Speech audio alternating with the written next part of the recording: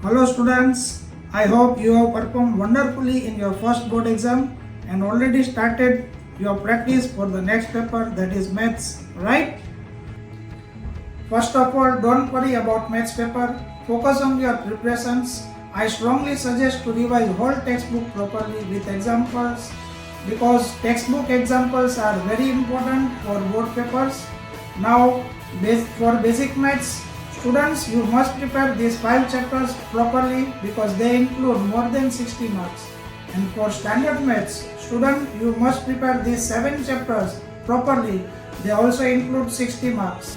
Don't forget to prepare all theorems. During exam, take proper benefit of first 15 minutes. Read all questions properly so that you can select proper questions. Time management is also very important.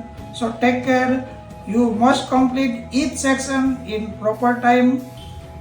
Believe in God, your parents and we, the Radhika classes team, are always with you. So don't feel nervous. We know you will definitely perform well in your exams. All the best.